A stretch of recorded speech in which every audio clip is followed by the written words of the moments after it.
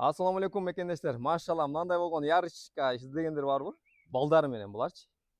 Булар жаш койлор. Мындайча айтканда 2 тиш, 4 тиш койлор да. Бардыгынын баласы бар. Мунун көрдүңөр, мына биринчи светти козусун. Ушулардын бардыгын сатууга койду. Агабызчы.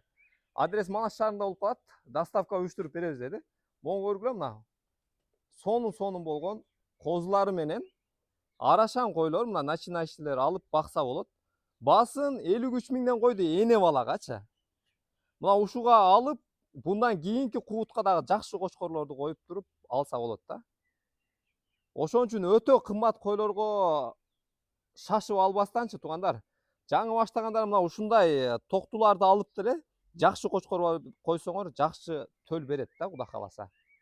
Ошон үчүн туугандар, тандоодон адашпаңыздар. Мына могул жерде баасы 53 миң, ал айтылыш баасы да. Дагы сүйлөшүү жолу болот. Көрдүңөр, мындай жөнөкөй койлор деле базарда көрүп атасыңар, коз менен канча сом болуп атат. Ошондон сәл эле разница болуп атат да, бардыгы светлый. Мына караңыздар, машалла. Анан кулактарын дагы көрүп атасыңар, мына жатыштарын, мына айрыкча мына ортодо турган үчөө, машалла өтө сонун экен. Анан булар мындай 8 тиши болуп, тишин майдалап калган койлор эмес да. Булар 2 тиш, 4 тиш койлор. Туугандар, баары жаш.